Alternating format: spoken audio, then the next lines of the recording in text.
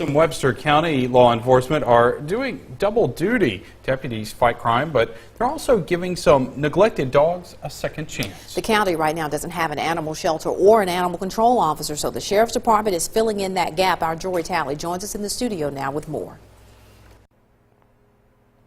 The department's kennel program has been up and going for half a year. Since then, dozens of dogs have been taken in and giving better futures. They are currently housing almost 20 dogs in the kennels at the Sheriff's Department. When you pull up at the Webster County Sheriff's Department, Tuffy, the unofficial jail mascot, will greet you at the door. Hey, Tuffy. He's one of the dozen dogs taken in by the Sheriff's Department. Initially, Sheriff Mitchell was the one. He's got a huge heart for animals, and so he's always been involved in that, at some point.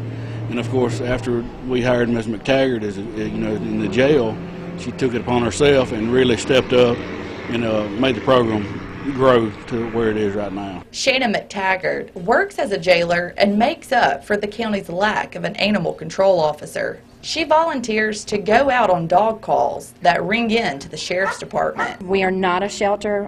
If you have a dog that you can no longer take care of, you need to take it to Starkville or Ackerman for a small fee. They'll take in your dog.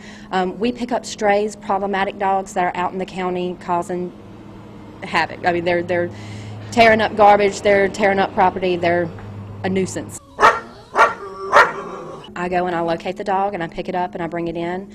General health assessment is done and they are dewormed and vaccinated. And then I call local kennels and try to find a placement for it. The Sheriff's Department says there's a big problem with people dumping and abandoning dogs throughout Webster County. Some of them are fair condition, but most of them are skinny. Most of them need to be fed.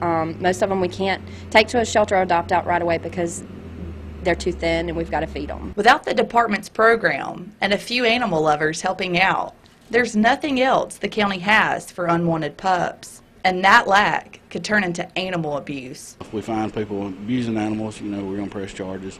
Same thing goes for dumping animals on the side of the roads. I mean, we're not going to put up with that. They can call us and we work it out, get them to a shelter if we can't take them, or, there's something that can be done. The department's program runs off of donations, including food and medical supplies.